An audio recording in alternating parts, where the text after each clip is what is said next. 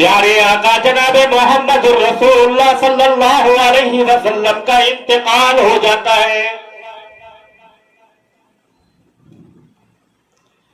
مدینہ منورہ میں کوہرام مچا ہوا ہے، صحابہ کرام میں افراتفری مچی ہوئی ہے۔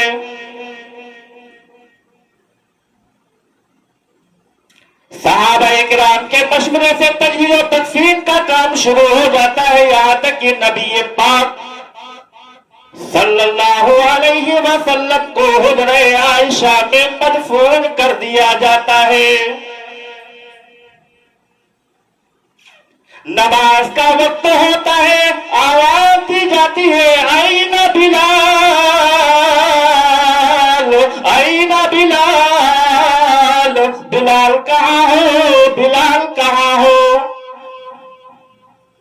حضرت بلال مل جاتے ہیں، حضرت بلال سے کہا جاتا ہے بلال اذان دے دو۔ بلال کہتے ہیں نہیں، بلال سے اذان کے لیے مت کہو۔ آخر کار بلال حبشی رضی اللہ تعالی عنہ صدیق اکبر رضی اللہ تعالی عنہ کی اجازت لے کر مدینہ منورہ کو خیر بات کہہ دیا اور ملک شام کی طرف کوچ کر دیا اور ملک شام میں رہنے لگے۔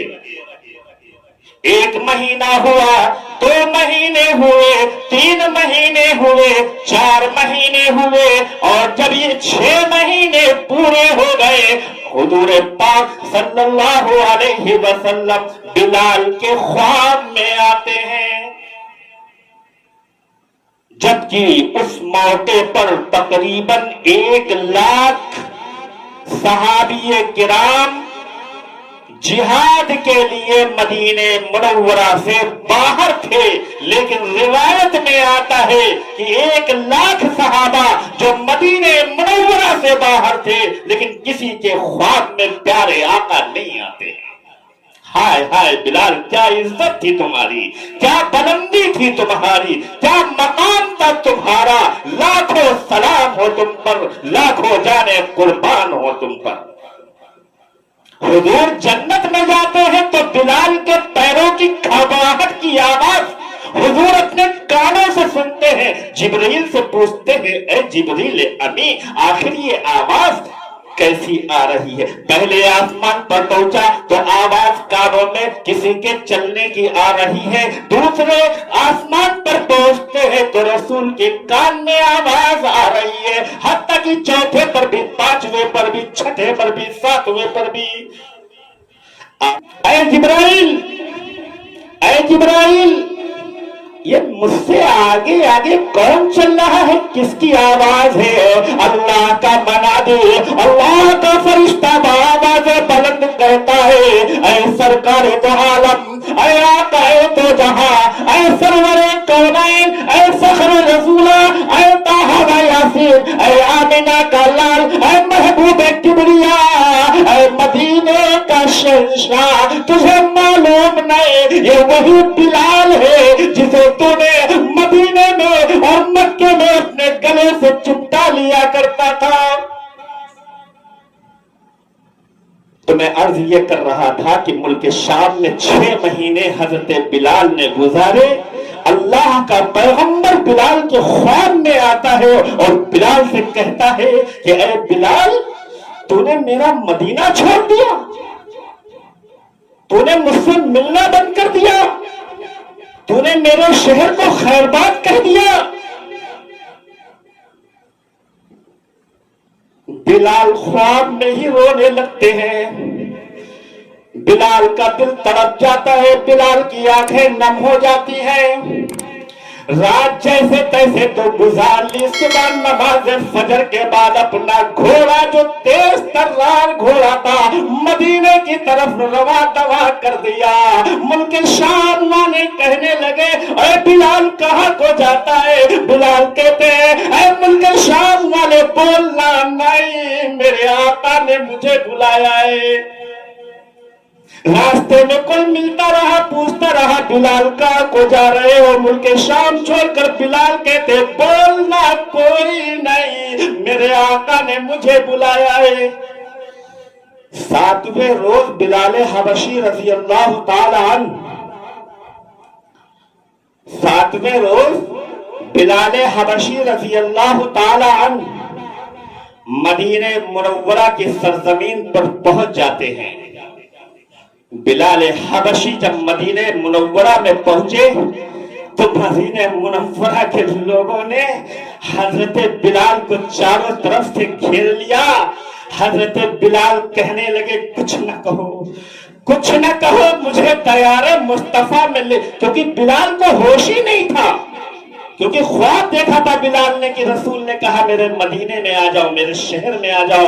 بلال کو یہ ہوش ہی نہیں تھا کہ میں اللہ کا پیغمبر دنیا سے رخصت ہو گیا ہے، اللہ کا پیغمبر جو ہے وہ دنیا کو چھوڑ کر چلا گیا ہے، ہوش ہی نہیں تھا۔ جب مدینہ منورہ پہنچنے کے بعد لوگوں نے اکٹھا ہونا شروع ہو گئے، اور بلال حبشی کی نظر جو ہے جب حضرت عائشہ پر پڑی تو دیکھا، یاد آ گیا، اور یاد آتے ہی قبر سے چمٹ کر رونے لگے اور کہنے لگے یا رسول اللہ، آخر تم نے مجھے بلا ہی لیا مدینے میں، اب بتاؤ میں تنہا مدینے میں کیا کروں گا؟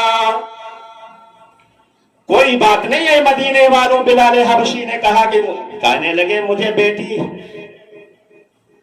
مجھے رسول کی پیاری بیٹی حضرت فاطمہ سے مل، کیونکہ بلال حبشی رضی اللہ تعالیٰ عنہ نے، بلال حبشی نے حضرت فاطمہ کو بہت قاعدے سے دیکھا تھا۔ حضور کا چہرہ اور حضرت فاطمہ کا چہرہ ملتا جلتا تھا، لاڈلی بیٹی حضرت فاطمہ کا چہرہ حضور کے چہرے سے ملتا جلتا تھا، اسی لیے اللہ کا پیغمبر کا چہرہ، حضور علیہ السلام کا چہرہ حضرت بلال دیکھنے کے لیے سوچا کہ لو شباہت ہی دیکھ لے حضرت فاطمہ رضی اللہ تعالی عنہا کو، کہنے لگے ہم کو ملوا دو۔ لوگوں نے کہا بلال تمہیں معلوم نہیں، تم تو ملک شام چلے گئے تھے، تمہیں معلوم نہیں، موبائل کا زمانہ نہیں تھا، نیٹ کا زمانہ نہیں تھا، فون کا زمانہ نہیں تھا، خط و کتابت کا زمانہ تھا، اتنے دنوں میں کیسے پتہ لگایا جاتا ہے؟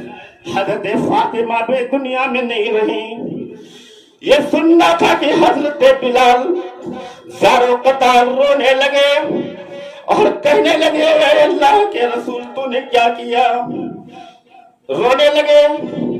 اور اس کے بعد جب ہوش و حواس باختہ ہوئے تو لوگوں نے کہا حضرت حسنین سے، جن کی عمر 7 سال کی تھی اور تقریباً 10 سال کی تھی دونوں کی عمریں، حضرت حسنین سے کہا کہ ایسا کرو کہ ہم لوگ اگر کہیں گے تو بلال بات نہیں مانیں گے، تم جاؤ اور حضرت بلال سے کہو اذان دے دیں، وہی اذان جو رسول کے زمانے میں دیتے تھے وہی اذان دے دیں، وہ اذان سنے ہم، کیسی اذان، بہت زمانے ہو گئے وہ اذان سنے ہوئے۔ لہذا حضرت حسن حضرت حسین رضی اللہ تعالیٰ عنہ حضرت بلال کے قریب پہنچے اور کہنے لگے چچا جان، چچا جان، جو ننا کے سامنے اذان دیتے تھے، جو ننا کے سامنے اذان دیتے تھے وہ کافی دنوں سے نہیں سنی ہے، ننا کے سامنے جس طرح اذان دیتے تھے آج وہ اذان دے دو، آج وہ اذان دے دو، آج اذان دے دو۔ مدینے والے تڑپ رہے وہ اذان سن۔ بلال نے کہا اذان کے لیے نہ کہو، بلال نے کہا اذان کے لیے نہ کہو۔ حضرت حسنین نے کہا کیا کبھی میرے ننا نے میری بات ٹالی ہے؟ کیا کبھی میرے ننا نے میرے دل کو دکھایا ہے؟ تو بلال نے کہا نہیں دکھایا۔ تو کہنے لگے پھر آپ میری بات نہ مان کر میرے دل کو دکھائیں گے؟ بلال کہنے لگے نہیں نہیں حسنین قطعی نہیں، جب سرکار جو جہاں شہنشاہ دو جہاں نے حسنین کا دل نہیں دکھایا تو یہ میری کیا حیثیت ہے بلال کی کہ وہ حسنین کے دل کو دکھا دے؟ کہتے ہو تو لو اذان دیتا ہوں۔ ہائے ہائے، جس وقت یہ بات کہی اس وقت مدینے کے لوگوں کا جمع غفیر مسجد نبوی کے اندر آنے لگا. کھجور کی چٹائیاں تھیں، مسجد پوری پھل ہو گئی، بھر گئی. عورتیں اپنے اپنے گھروں پر پہنچ گئی حضرت بلال کی اذان کو سننے کے لیے، اور درخت کے پتے خاموش ہو گئے. جنبش کرنا بند کر دی حضرت بلال کی اذان سننے کے لیے، اور درخت پر بیٹھنے والے پرندے خاموش ہو گئے حضرت بلال کی اذان سننے کے لیے. اور حضرت بلال اسی مقام پر، جس مقام پر اذان حضور کے زمانے میں ہوتی تھی. پھر حضرت بلال کہنے لگے حسنین نہ کہو اذان کے لیے، کیونکہ جب حضور آتے تھے مسجد نبوی میں اور کہتے تھے بلال اذان دو، اور جب میں اذان دینے لگتا تھا اور جب میں اللہ اکبر سے شروع کرتا تھا اور اشہد ان محمد رسول اللہ کہتا تھا تو میری آنکھیں حضور کے چہرے پر ہوا کرتی تھی. اور آج جب میں اس کلمے پر پہنچوں گا تو میری نگاہیں حضور کو نہیں دیکھ پائیں گی تو دل تڑپ جائے گا. حسنین نے کہا چچا جان اذان دے دو. حضرت بلال نے اذان شروع کیا اور کہنے لگے اللہ اکبر اللہ اکبر.